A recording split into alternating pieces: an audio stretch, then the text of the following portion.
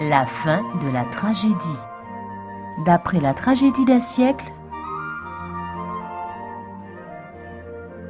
au terme des 1000 ans, le Fils de Dieu redescend sur la terre, accompagné de la multitude des rachetés et d'un cortège d'êtres angéliques. Du haut de la nue, en sa majesté terrifiante, il ordonne aux impénitents de se relever de la tombe pour recevoir leur rétribution.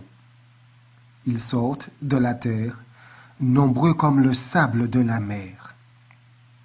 Quel contraste avec les bienheureux de la première résurrection. Les justes étaient revêtus d'une beauté et d'une jeunesse éternelle. Les injustes portent les stigmates de la maladie et de la mort. Tous les yeux tournés vers la gloire qui enveloppe le Fils de Dieu, d'une seule voix, la multitude des perdus s'écrie : béni soit celui qui vient au nom du Seigneur. Ce n'est point un sentiment d'amour pour Jésus qui leur inspire ce cri. C'est la puissance de la vérité qui l'arrache de leurs lèvres. Ils sont sortis de la tombe tels qu'ils y étaient descendus, animés d'un esprit de haine et de révolte contre Dieu. Aussi n'est-il pas question d'une nouvelle épreuve pour racheter leur passé. L'expérience serait inutile. Toute une vie de péché n'a pas attendri leur cœur. Si une seconde occasion leur était accordée, ils s'en serviraient comme de la première pour éluder les exigences de Dieu et lui faire la guerre. Jésus-Christ s'arrête sur la montagne des Oliviers, d'où il est monté au ciel après sa résurrection, et où les anges ont réitéré la promesse de son retour. L'Éternel mon Dieu viendra, dit le prophète, et tous ses saints avec lui. Ses pieds se poseront, en ce jour, sur la montagne des Oliviers, qui est vis-à-vis de Jérusalem, du côté de l'Orient. La montagne des Oliviers se fendra par le milieu, et il se formera une très grande vallée. L'Éternel sera roi de toute la terre en ce jour-là. L'Éternel sera le seul Éternel, et son nom sera le seul nom. Zacharie, chapitre 14, versets 5, 4 et 9. Alors, la nouvelle Jérusalem, éclatante de splendeur, descend du ciel et s'installe en un lieu purifié et préparé pour la recevoir. Puis le Rédempteur, accompagné de son peuple et de ses anges, fait son entrée dans la sainte cité. Et maintenant, Satan va se préparer à une lutte suprême en vue de s'emparer de l'empire du monde. Pendant qu'il était privé de sa puissance et dans l'incapacité de nuire, le prince des ténèbres était sombre et abattu. Mais à la vue des injustes ressuscités, lorsqu'il se voit entouré de leur multitude innombrable, il renaît à l'espérance et décide de ne pas abandonner la partie. Il réunira sous ses étendards toute l'armée des réprouvés et, avec leur concours, il tentera de réaliser son dessein. Les impénitents sont ses captifs. En rejetant le Sauveur, ils se sont placés sous son sceptre et sont prêts à recevoir ses suggestions et à suivre ses ordres. Et pourtant, fidèle à sa tactique, le chef des rebelles ne révèle pas ce qu'il est. Il se donne pour le prince légitime de la terre et prétend avoir été injustement frustré de ses droits. Se présentant en libérateur devant ses sujets égarés, il leur assure que sa puissance les a tirés de la tombe et leur annonce qu'il est sur le point de les arracher à la plus cruelle des tyrannies. Le Fils de Dieu s'étant effacé, Lucifer se met à opérer des miracles pour appuyer ses dires. Il rend le faible fort, il inspire à chacun son ambition et son énergie, et propose à ses sujets de les conduire à l'assaut de l'ennemi et de s'emparer de la cité de Dieu. Fou d'orgueil et de rage, il donne conscience de leur grand nombre aux millions de ressuscités et leur déclare qu'à leur tête, il se fait fort de s'emparer de la ville et de rentrer en possession de son trône et de son royaume. Il y a dans cette foule des antédiluviens qui ont joui d'une longévité extraordinaire. Ces hommes, d'une stature élevée et d'une rare intelligence, s'étaient soumis à l'empire des anges déchus et avaient consacré leur talent et leur science à établir leur propre gloire. Il en est dont le génie artistique avait fait d'eux les idoles de leurs contemporains, mais dont la cruauté et les inventions pernicieuses avaient souillé la terre, oblitéré l'image de Dieu en l'homme et provoqué leur extirpation par le déluge. Là se trouvent des rois et des généraux qui ont vaincu des nations, de vaillants capitaines qui n'ont jamais perdu une bataille, des guerriers fiers et ambitieux dont l'approche faisait trembler les royaumes. La mort ne les a pas changés. En sortant de la tombe, ils reprennent le cours de leurs pensées là où ils les avaient abandonnés et restent altérés de la même soif de vaincre leurs ennemis. Après avoir tenu conseil avec ses anges, Satan délibère avec ses rois et ses puissants conquérants.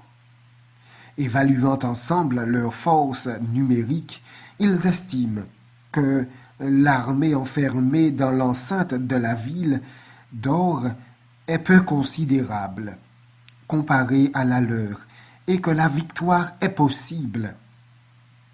En conséquence, des plans sont arrêtés pour s'emparer des richesses et de la gloire de la nouvelle Jérusalem. Et l'on se dispose immédiatement à les mettre à exécution. D'habiles armuriers fabriquent les instruments de guerre. Des chefs militaires, célèbres par leurs exploits, organisent ces foules de soldats en divisions et encore d'armées. Enfin, le signal de l'attaque est donné, et l'on voit s'ébranler une armée innombrable, armée telle que jamais conquérant n'en a rêvé de pareille, et qui dépasse en combattant les forces réunies de toutes les guerres de l'histoire. En vue de la lutte finale, les anges déchus ont également rassemblé leurs légions. Satan, le plus puissant des guerriers, ouvre la marche. Des rois et de grands capitaines forment son état-major. La multitude suit, organisée en phalanges incommensurables dont chacune obéit à un chef. Ces masses compactes s'avancent avec une précision militaire sur la surface raboteuse et accidentée de la terre, et investissent la nouvelle Jérusalem qu'elle se prépare à prendre d'assaut. Sur l'ordre de Jésus, les portes de la cité d'or se ferment et le Fils de Dieu apparaît de nouveau à la vue de ses ennemis. Bien au-dessus de la ville, sur une plateforme d'or étincelant, est dressé un trône très élevé. Le Fils de Dieu y est assis, entouré des sujets de son royaume. Aucune langue ne peut rendre, aucune plume ne peut décrire la magnificence du Sauveur, enveloppé de la gloire du Père éternel. Cette gloire emplit la cité de Dieu, rayonne au-delà de ses murs et inonde la terre entière. Tout près du trône se trouvent placés ceux qui, d'abord zélés pour la cause de Satan, puis véritables brandons arrachés du feu, ont servi leur Dieu avec une grande ferveur. Après eux se tiennent ceux qui manifestèrent un caractère chrétien, au milieu de l'imposture et de l'incrédulité, ceux qui ont honoré la loi de Dieu quand le monde chrétien la déclarait abolie. Puis les millions de fidèles qui, dans tous les siècles, ont été immolés pour leur foi.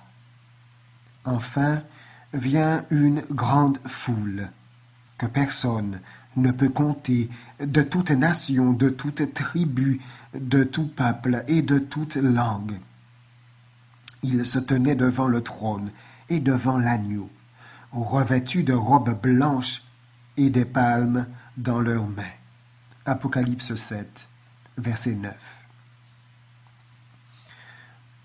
Pour eux tous, le combat est terminé. Ils ont remporté la victoire.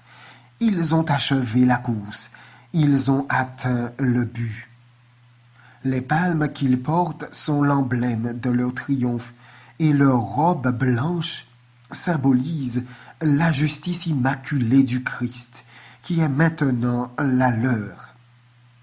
Un chant de louange auquel se joignent les séraphins et les anges et qui se répercute à l'infini sous les voûtes du ciel est alors entonné par les rachetés. Le salut est à notre Dieu qui est assis sur le trône et à l'agneau. Apocalypse 7, verset 9. Devant le spectacle de la puissance et de la malignité de Lucifer, les rachetés comprennent mieux que jamais que seul le Sauveur a pu leur donner la victoire. Dans cette glorieuse multitude, personne ne s'attribue le salut, personne ne prétend avoir vaincu par sa force ou sa vertu. Les élus ne mentionnent pas ce qu'ils ont fait ou enduré. La pensée et la note dominante de chaque hymne, c'est que le salut est à notre Dieu et à l'agneau. Et l'on assiste au couronnement définitif du Fils de Dieu en présence des habitants de la terre et du ciel. Investi de la puissance et de la majesté suprême, le roi des rois prononce la sentence qui atteint les adversaires de son gouvernement et exécute ses jugements contre ceux qui ont transgressé sa loi et opprimé son peuple. Je vis, dit le prophète de Dieu, un grand trône blanc, et celui qui était assis dessus.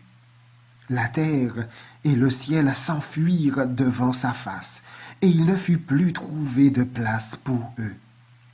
Et je vis les morts, les grands et les petits qui se tenaient devant le trône. Des livres furent ouverts, et un autre livre fut ouvert, celui qui est le livre de vie. Et les morts furent jugés selon leurs œuvres, d'après ce qui était écrit dans ces livres. Apocalypse, chapitre 20, versets 11 et 12.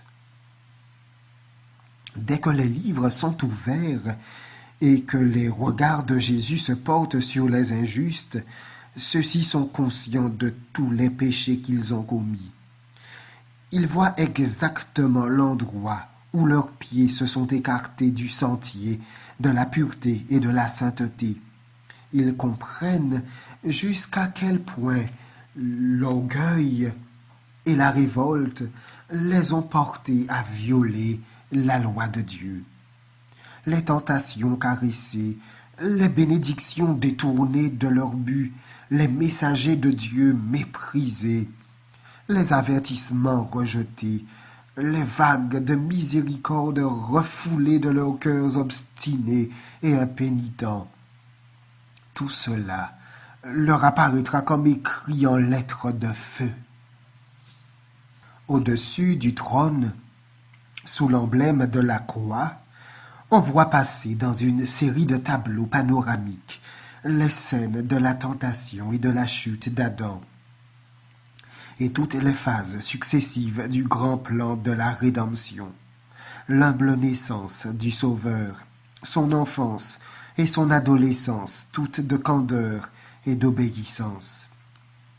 Son baptême dans le Jourdain, son jeûne et sa tentation dans le désert, son ministère public, révélant aux hommes les bienfaits du ciel, ses journées remplies d'actes de bonté et de miséricorde, ses nuits de prière et de veille solitaires dans la montagne, les complots fruits de l'envie et de la haine qui récompensaient ses bienfaits, l'angoissante et mystérieuse agonie de Gethsémani, où il porta le poids écrasant des péchés du monde. Les heures nocturnes au milieu d'une foule meurtrière et les sinistres événements de cette nuit d'horreur, la désertion de ses disciples bien-aimés, la violence de la soldatesque le long des rues de Jérusalem, les clameurs de la foule, les comparutions chez Anne, au palais de Caïphe, au tribunal de Pilate et devant le lâche et cruel Hérode, les sarcasmes, les injures, la flagellation, la condamnation à mort, tout cela défile avec une réalité saisissante. Puis, sous les yeux de la multitude frémissante, passent les scènes finales des annales humaines.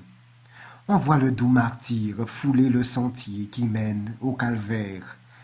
Le roi du ciel est cloué sur un bois d'infamie, des prêtres hautains et une vile populace insulte à son agonie. Au moment où le Rédempteur expire, des ténèbres surnaturelles envahissent la scène. La terre frissonne, les rochers se déchirent. Dans ce redoutable scénario, tout est d'une poignante exactitude. Satan, ses anges et ses sujets, qui reconnaissent leur œuvre, ne peuvent en détourner les regards. Chacun des acteurs de ce drame se reconnaît dans le rôle qu'il a joué. Hérode, qui massacra les innocents de Bethléem en tentant de faire mourir le roi d'Israël. L'infâme Hérodias, qui chargea sa conscience du sang de Jean-Baptiste. Pilate, faible et opportuniste, les soldats ricaneurs, les sacrificateurs, les chefs et la foule en démence qui criaient que son sang soit sur nous et sur nos enfants. Tous voient l'énormité de leur faute. Ils tentent en vain de se dérober à la vue de celui dont l'éclat surpasse la lumière du soleil, tandis que les rachetés jettent leur couronne aux pieds de Jésus en s'écriant « Il est mort pour moi ». Dans la foule des rachetés, parmi les apôtres du Christ, on remarque l'héroïque Paul, l'ardent Simon-Pierre, Jean, le disciple aimant et bien-aimé, leurs fidèles convertis, et avec eux l'immense cortège des martyrs. Mais en dehors des murailles, en compagnie d'êtres vils et abominables, on voit ceux qui les ont persécutés, emprisonnés et mis à mort. Néron, ce monstre de vice et de cruauté, contemple la joie et la gloire de ceux qu'il torturait autrefois et dans les souffrances desquelles il trouvait un satanique plaisir. Sa mère, qui est là aussi, peut voir que les défauts transmis à son fils et les passions encouragées et développées chez lui par son influence et son exemple ont eu pour résultat des crimes qui ont fait frémir le monde. Là sont des prélats et des prêtres de Rome qui se disaient ambassadeurs du Christ et recouraient au chevalet, à la prison et au bûcher pour asservir les consciences des vrais disciples du Sauveur. Là se trouvent les orgueilleux pontifes qui se sont élevés au-dessus de Dieu et ont prétendu avoir le droit de changer sa loi.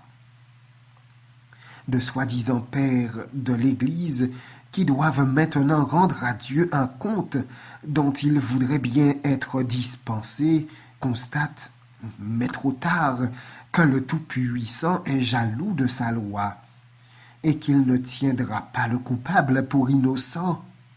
Ils voient que Jésus-Christ identifie ses intérêts avec ceux de ses enfants opprimés et ils sentent la force de ses paroles. Toutes les fois que vous avez fait ces choses à l'un de ces plus petits de mes frères, c'est à moi que vous les avez faites. Matthieu 25, verset 40. Tous les impénitents sont à la barre du tribunal divin, sous l'inculpation de crimes de haute trahison contre le gouvernement du ciel. Personne n'est là pour plaider en leur faveur. Ils sont sans excuse, et la peine de la mort éternelle est prononcée contre eux. Il est désormais évident que le salaire du péché n'est ni une noble indépendance, ni la vie éternelle, mais l'esclavage, la ruine et la mort. Les méchants voient ce qu'ils ont perdu par leur vie d'insoumission. Ils ont méprisé le proie éternel d'une gloire infiniment excellente qui leur était offerte. Combien elle leur paraît désirable aujourd'hui. Tout cela, s'écrie l'âme perdue, j'aurais pu le posséder, mais j'ai jugé bon d'y renoncer. Étrange aberration, j'ai échangé la paix, le bonheur et la gloire contre la douleur, l'infamie et le désespoir. Tous voient que leur exclusion du ciel est juste. Ils ont dit eux-mêmes par leur manière de vivre, « Nous ne voulons pas que ce Jésus règne sur nous. » Comme fascinés, les perdus ont suivi des yeux le couronnement du Fils de Dieu. Ils voient dans ses mains les tables de la loi divine, les statuts qu'ils ont méprisés et transgressés. Ils assistent au transport de ravissement et d'adoration des rachetés. Ils entendent leurs cantiques, dont les ondes mélodieuses montent de la sainte cité, passent sur la mer humaine qui l'entoure. Alors, tous ensemble, ils s'écrient d'une même voix. « Tes œuvres sont grandes et admirables, Seigneur Dieu Tout-Puissant. Tes voies sont justes et véritables, roi des nations. » Apocalypse 15, verset 3. Et tombant sur leur face, ils adorent le prince de la vie. Satan semble paralysé. En contemplant la gloire et la majesté du Fils de Dieu, l'ancien chérubin, oint pour protéger, se souvient d'où il est tombé. Quelle chute pour ce séraphin, pour ce fils de l'aurore! Il se voit banni pour toujours des conseils dont il était autrefois un membre honoré. Debout auprès du Père, qui voile en ce moment sa gloire, il a vu un ange glorieux et de haute stature placer la couronne sur la tête de Jésus. Haute fonction qui, il le sait, aurait pu être la sienne. Il se souvient des jours de son innocence et de sa pureté. Il revit la paix et la joie qu'il a éprouvée jusqu'au moment où il s'est permis de murmurer contre Dieu et de jalouser son Fils. Ses accusations, sa rébellion, ses ruses mensongères pour s'assurer la sympathie et l'appui des anges, son obstination à refuser le pardon quand Dieu le lui offrait. Tout cela passe rapidement devant ses yeux. Il récapitule son œuvre parmi les hommes et ses conséquences. Inimitié entre les hommes, haine, guerre et carnage. Naissance et chute des empires, longue succession de tumultes et de conflits et de révolutions. Il se souvient de son opposition acharnée à l'œuvre du Sauveur et de ses efforts pour plonger l'homme dans une dégradation toujours plus profonde. Il voit l'impuissance de ces infernales machinations contre ceux qui ont placé leur confiance en Jésus. Le royaume qu'il a fondé, fruit de ses labeurs, n'a été qu'une suite d'échecs et de ruines. Et s'il a fait croire aux foules qui l'entourent que la cité de Dieu serait une proie facile, il sait que cela est faux. Au cours de la grande tragédie, il a dû maintes fois s'avouer vaincu. Il ne connaît que trop la puissance et la majesté de l'Éternel. Le grand rebelle s'est toujours justifié en prétendant que le gouvernement divin était seul responsable de sa rébellion. C'est à cela qu'il a employé toutes les ressources de sa puissante intelligence. Il y a travaillé délibérément et systématiquement et à en juger par les multitudes qui l'a amené à admettre sa version du grand conflit. Son succès a été extraordinaire. Depuis des milliers d'années, ce chef des révoltés donne à ses sujets l'erreur pour la vérité. Mais le temps est enfin venu où cette guerre doit cesser et où l'histoire et le caractère de Satan doivent être dévoilés. Sa dernière tentative pour détrôner Jésus-Christ, détruire son peuple et s'emparer de la cité de Dieu a entièrement démasqué le grand séducteur. Ses suppôts assistent à sa défaite. Les disciples de Jésus, en revanche, contemplent toute l'horreur de son complot contre le gouvernement de Dieu. Il est l'objet de l'exécration universelle. D'ailleurs, Lucifer voit que sa rébellion volontaire le disqualifie pour le ciel. Il a employé ses facultés à faire la guerre à Dieu. La pureté, la paix, la concorde du ciel serait pour lui une suprême torture. Ses accusations contre la miséricorde et la justice de Dieu sont maintenant en effet réduites à néant. L'opprobre qu'il a tenté de jeter sur Jéhovah retombe entièrement sur sa tête. Aussi, s'incline-t-il profondément et reconnaît-il la justice de la sentence qui le frappe? Qui ne craindrait, Seigneur, et ne glorifierait ton nom, car seul tu es saint, et toutes les nations viendront et se prosterneront devant toi, parce que tes jugements ont été manifestés. Apocalypse 15, verset 4. Tous les problèmes sur la vérité et l'erreur soulevés au cours de la tragédie des siècles sont maintenant tranchés. Les résultats de la révolte contre les commandements de Dieu ont été manifestés aux yeux de toutes les intelligences créées. Les conséquences du gouvernement de Satan par opposition à celui de Dieu sont visibles aux yeux de l'univers. Satan est condamné par ses propres œuvres. La sagesse, la justice et la bonté de Dieu sont pleinement établies. Il est clair que dans ce conflit, Dieu n'a jamais eu en vue que le salut éternel de son peuple et le bien de tous les mondes qu'il a créés. Durant l'éternité, l'histoire du péché témoignera que le bonheur des créatures de Dieu est inséparable de l'obéissance à sa loi. Aussi, en présence de tous les faits de la grande tragédie, l'univers entier, tant les rebelles que les saints, s'écrient en chœur. Tes voies sont justes et véritables, roi des nations. Toutes tes œuvres te loueront, ô Éternel, et tes fidèles te béniront.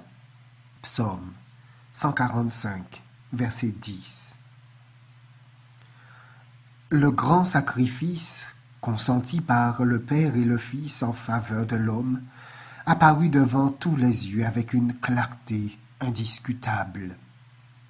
L'heure est venue où Jésus-Christ va occuper la position qui lui revient et où il va être élevé au-dessus de toute principauté, de toute puissance et de tout nom qui peut se nommer. C'est à cause de la joie qui lui était proposée, celle d'amener beaucoup de fils à la gloire, qu'il a enduré la croix et méprisé l'ignominie. La douleur et l'opprobre ont été inconcevables, mais la joie et la gloire le sont davantage encore. Contemplant les rachetés, régénérés à sa propre image, Jésus reconnaît en chacun d'eux l'empreinte de la divinité, et sur chaque visage les traits de sa propre beauté. Il voit en eux les fruits du travail de son âme, et il est satisfait. Alors, d'une voix qui est entendue de toute la multitude des justes et des méchants, il s'écrie : « Voici les rachetés de mon sang. Pour eux j'ai souffert, et pour eux j'ai donné ma vie. Je veux qu'ils demeurent en ma présence durant l'éternité. » De la bouche de ceux qui devant le trône sont vêtus de robes blanches s'élève ce chant de louange. L'agneau qui a été immolé est digne de recevoir la puissance, la richesse, la sagesse, la force, l'honneur, la gloire et la louange. Apocalypse 5, verset 12. Satan a été contraint de reconnaître la justice de Dieu et la suprématie de son Fils. Mais son caractère n'est point changé. À nouveau, un esprit de rébellion éclate en lui, en un torrent impétueux. Dans sa frénésie, il refuse de reconnaître sa défaite, et le moment lui paraît venu de faire une tentative suprême contre le roi des cieux. Se précipitant au milieu de ses sujets, il s'efforce de leur inspirer sa fureur et de les pousser à engager aussitôt la bataille. Mais parmi les millions d'êtres qu'il a entraînés dans sa révolte, aucun ne veut plus maintenant reconnaître sa suprématie. Son règne est terminé. Tout en nourrissant contre Dieu la même haine que lui, les méchants voient que leur cause est désespérée et qu'ils ne peuvent rien contre Jéhovah. Leur rage se tourne alors contre Satan et contre ceux qui l'ont aidé à les tromper. Parce que tu prends ta volonté pour la volonté de Dieu, dit le Seigneur, voici je ferai venir contre toi des étrangers, les plus violents d'entre les peuples. Ils tireront l'épée contre ton éclatante sagesse, et ils souilleront ta beauté. Ils te précipiteront dans la fosse. Je te fais disparaître, chérubin protecteur. Du milieu des pierres étincelantes, je te jette par terre, je te livre en spectacle au roi. Je fais sortir du milieu de toi un feu qui te dévore. Je te réduis en cendres sur la terre, aux yeux de tous ceux qui te regardent. Tu es réduit Au néant, tu ne seras plus à jamais. Ézéchiel, chapitre 28, versets 6 à 8 et 16 à 19. Toute chaussure qu'on porte dans la mêlée, tout vêtement guerrier roulé dans le sang seront livrés aux flammes pour être dévorés par le feu. La colère de l'Éternel va fondre sur toutes les nations, et sa fureur sur toute leur armée. Il les voue à l'extermination, il les livre au carnage. Il fait pleuvoir sur les méchants des charbons, du feu et du soufre. Un vent brûlant, c'est le calice qu'ils ont en partage. Ésaïe 9, verset 4, 34, verset 2, Psaume 11, verset 6. Des flammes de feu descendent du ciel, la terre s'entr'ouvre, les armes qu'elle recèle dans son sein jaillissent de toutes les crevasses. Les rochers même prennent feu.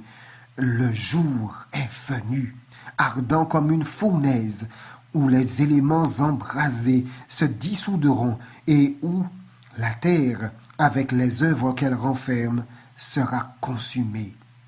Malachie 4, verset 1. 2 Pierre 3, verset 10. Sa surface ressemble à une masse de métal en fusion, à un immense feu. Il est venu le temps du jugement et de la ruine des hommes impies. C'est un jour de vengeance pour l'Éternel, une année de représailles pour la cause de Sion. Ésaïe 34, verset 8. Voyez Proverbe 11, verset 31. Les méchants reçoivent leur rétribution sur la terre. Ils seront un chaume, et ce jour qui vient les enflammera, dit l'Éternel des armées. Malachie 4, verset 1. Les uns périssent en un instant, tandis que d'autres souffrent durant plusieurs jours. Chacun reçoit selon ses œuvres. Les péchés des justes ayant été transférés sur Satan, celui-ci est appelé à souffrir non seulement pour sa propre rébellion, mais aussi pour tous les péchés qu'il a fait commettre au peuple de Dieu.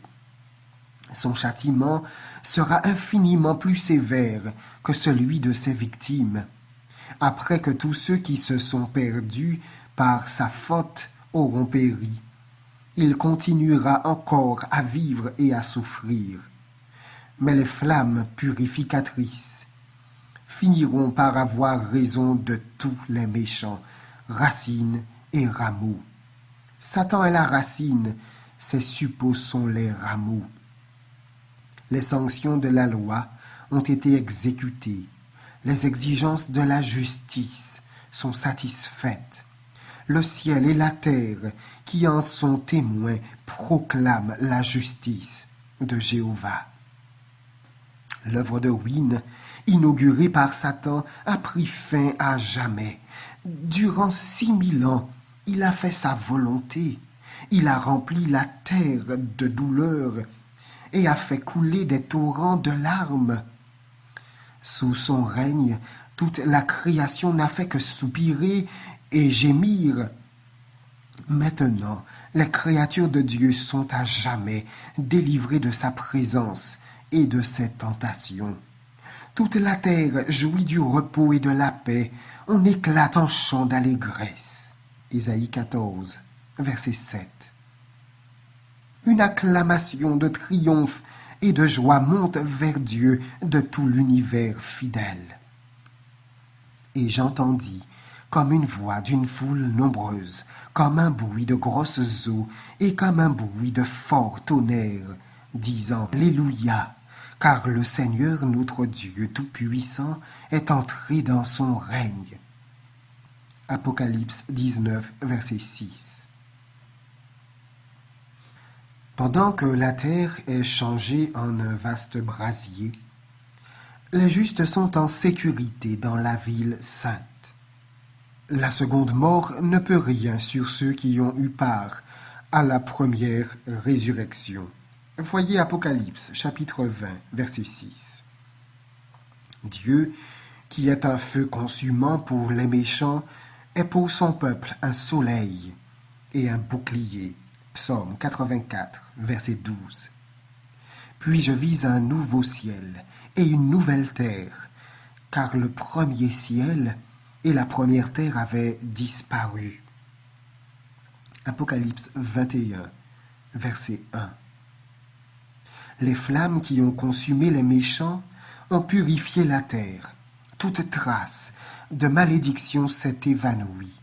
Aucun enfer éternellement embrasé ne rappellera aux élus les terribles conséquences du péché. Il en restera toutefois un souvenir. Les traces cruelles de sa crucifixion resteront à jamais visibles à la tête, aux côtés, aux mains et aux pieds de notre Rédempteur. En le contemplant dans sa gloire, le prophète s'écrie: c'est comme l'éclat de la lumière, des rayons partent de sa main, là réside sa force. Habacuc chapitre 3, verset 4.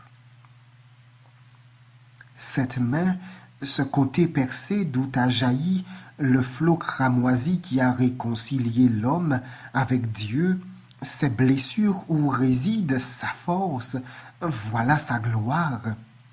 Puissant pour sauver, par le sacrifice rédempteur, il a aussi la force d'exercer la justice contre les contenteurs de sa miséricorde. Mais ses plus hauts titres de gloire seront les marques de son humiliation. Pendant les siècles éternels, les cicatrices du calvaire raconteront sa louange et proclameront sa puissance. Et toi, tour du troupeau, colline de la fille de Sion, à toi viendra, à toi arrivera l'ancienne domination. Michée 4, verset 8. Le moment attendu impatiemment par les hommes de Dieu, depuis le jour où les chérubins ont interdit l'accès du paradis, est enfin venu. C'est le temps de la rédemption de ce que Dieu s'est acquis. Éphésiens 1, verset 14. Michée 4, verset 8. La terre, originellement remise à l'homme comme son royaume, livré par lui entre les mains de Satan, et si longtemps détenue par cet ennemi redoutable, a été reconquise grâce au vaste plan de la rédemption. Tout ce qui avait été confisqué par le péché est récupéré. Car ainsi parle l'Éternel, le Créateur des cieux, le seul Dieu qui a formé la terre, qui l'a faite et qui l'a affermie, qui l'a créée pour qu'elle ne fût pas déserte, qui l'a formée pour qu'elle fût habitée. Ésaïe 45, verset 18. Le plan originel de Dieu lorsqu'il créa la terre est réalisé. Celle-ci est désormais la demeure éternelle des rachetés. Les justes posséderont la terre et y demeureront à toujours. Psaume 37, verset 29. La crainte de trop matérialiser l'héritage éternel a poussé plusieurs personnes à spiritualiser, à rendre inconsistantes les promesses qui nous le décrivent comme notre demeure future. Jésus assura à ses disciples qu'il allait leur préparer des places dans la maison du Père. Or, ceux qui acceptent les enseignements de la parole de Dieu ne sont pas laissés entièrement dans l'ignorance touchant ces demeures. Néanmoins, les choses que Dieu a préparées pour ceux qui l'aiment sont des choses que l'œil n'a point vues, que l'oreille n'a point entendues. 1 Corinthiens 2, verset 9. La langue humaine est impuissante pour décrire la récompense des justes. Seuls pourront s'en rendre compte ceux qui la verront. Notre esprit borné est incapable de concevoir la gloire du paradis de Dieu. Dans les Écritures, l'héritage des élus est appelée une patrie. Voyez Hébreux chapitre 11, versets 14 à 16.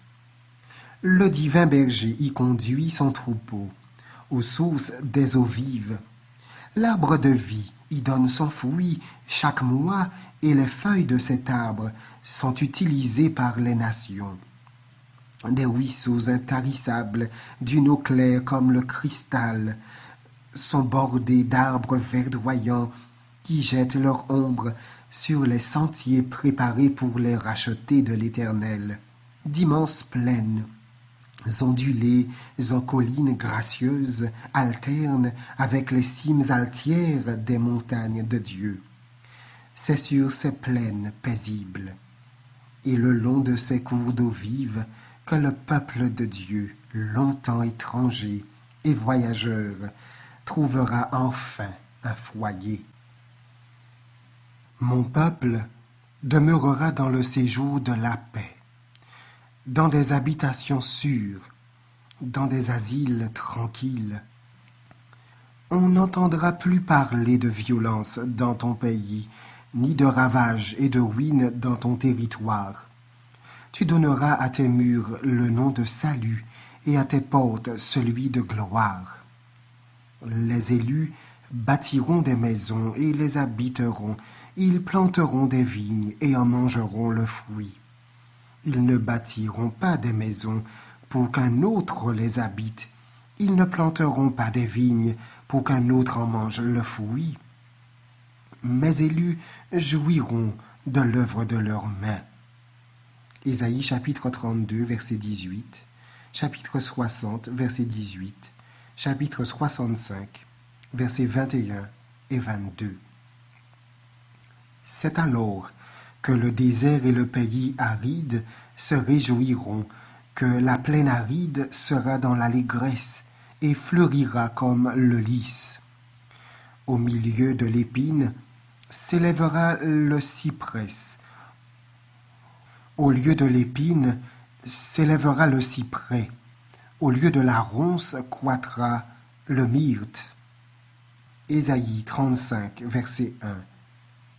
Ésaïe 55, verset 13. Le loup habitera avec l'agneau, et la panthère se couchera avec le chevreau, et un petit enfant les conduira. Il ne se fera ni tort ni dommage sur toute ma montagne sainte, dit l'Éternel. Ésaïe 11, versets 6 et 9. La souffrance ne pourra pas exister dans l'atmosphère du ciel. On n'y verra ni larmes, ni convois funèbres. Il n'y aura plus ni deuil, ni cri, ni douleur, car les premières choses ont disparu. Aucun habitant ne dit « je suis malade ». Couronne éclatante dans la main de l'Éternel, turban royal dans la main de ton Dieu. La nouvelle Jérusalem sera la métropole de la terre glorifiée. Son éclat sera semblable à celui d'une pierre très précieuse, d'une pierre de jaspe transparente comme du cristal. Les nations marcheront à sa droite et les rois de la terre y apporteront leur gloire. Je ferai de Jérusalem mon allégresse et de mon peuple ma joie. Voici le tabernacle de Dieu avec les hommes. Il habitera avec eux et ils seront son peuple et Dieu lui-même sera avec eux. Nous avons cité ici Ésaïe 33, verset 24, 62, verset 3, 65, verset 19, Apocalypse 21, verset 4, 11, 24 et 3. Dans la ville de Dieu, il n'y aura plus de nuit. Nul n'aura besoin de repos. On ne se lassera pas de faire la volonté de Dieu et de louer son nom. Nous éprouverons toujours la fraîcheur d'un éternel matin. Ils n'auront besoin ni de lampe ni de lumière, parce que le Seigneur Dieu les éclairera. Le soleil sera éclipsé par une clarté qui n'éblouira pas le regard, mais qui pourtant surpassera infiniment l'éclat de midi. Voyez Ésaïe 30, verset 26. La gloire de Dieu et de l'agneau inondera la sainte cité d'ondes incandescentes. Les rachetés circuleront dans la glorieuse phosphorescence d'un jour perpétuel. L'apôtre Jean ne vit point de temple dans la ville, car le Seigneur, Dieu Tout-Puissant, est son temple, ainsi que l'agneau. Voyez Apocalypse 22, verset 5, 21, verset 22. Le peuple de Dieu sera admis dans la communion du Père et du Fils. Aujourd'hui, nous voyons au moyen d'un miroir, d'une manière obscure, 1 Corinthiens 13, verset 12, dans la nature, dans ses voies envers les hommes, Dieu nous apparaît comme dans un miroir. Alors, nous le verrons face à face, sans voile. Nous serons en sa présence et contemplerons sa gloire. Les rachetés connaîtront comme ils ont été connus. L'amour et la sympathie que le Seigneur a implantés dans nos cœurs trouveront leur emploi le plus légitime et le plus doux. Une pure communion avec des êtres saints, une vie sociale harmonieuse avec les anges et les bienheureux de tous les siècles, qui ont lavé et blanchi leurs robes dans le sang de l'agneau, des liens sacrés, unissant la famille qui est dans les cieux à celle qui est sur la terre. Voilà ce qui constituera la félicité des rachetés. Dans la nouvelle terre, des intelligences immortelles contempleront avec ravissement les merveilles de la puissance créatrice et les mystères de l'amour rédempteur. Plus d'ennemis rusés et cruels pour nous entraîner loin de Dieu. Toutes nos facultés pourront se développer, tous nos talents s'épanouir.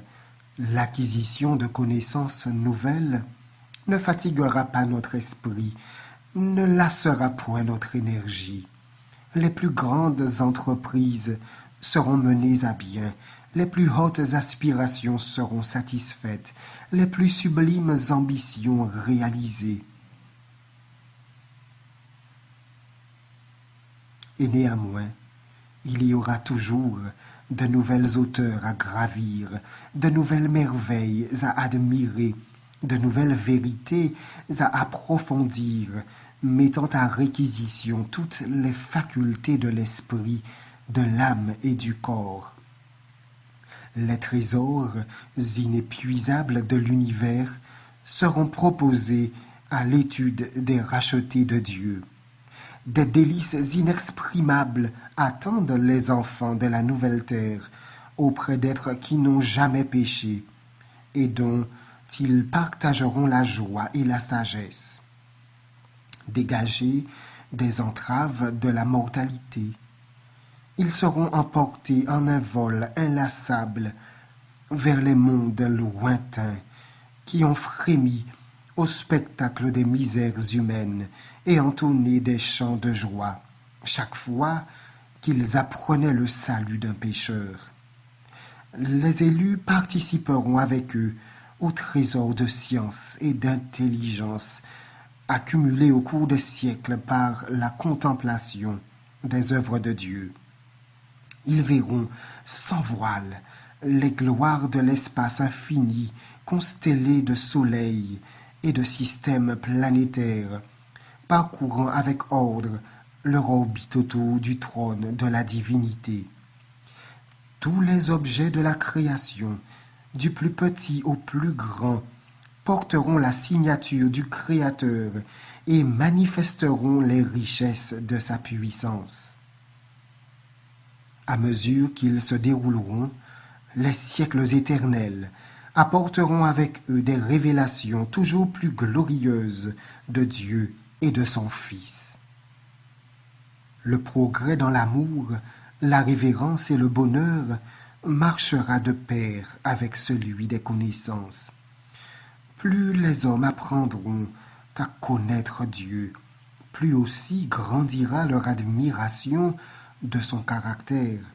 Et au fur et à mesure que Jésus dévoilera aux élus les mystères de la rédemption et les résultats du grand conflit avec Satan, leurs cœurs tressailliront d'amour et de joie, et le chœur de louange, exécuté par 1000 millions de rachetés, s'enflera puissant et sublime. Toutes les créatures qui sont dans le ciel, sur la terre, sous la terre et sur la mer, et tout ce qui s'y trouve, je les entendis qui disaient à celui qui est assis sur le trône et à l'agneau, soit la louange, l'honneur, la gloire et la force au siècle des siècles. Apocalypse 5, verset 13. La grande tragédie est terminée. Le péché et les pécheurs ne sont plus. L'univers est purifié. Dans l'immense création, tous les cœurs éprouveront la même allégresse. Des ondes de vie, de lumière et de joie, jaillissant du trône du Créateur, envahissent les derniers recoins de l'espace infini. De l'atome le plus imperceptible aux mondes les plus vastes, tant des êtres animés que des objets animés s'élèvent, par la voix de leur beauté incomparable et de leur joie sans mélange, un cantique d'allégresse proclamant que Dieu est amour.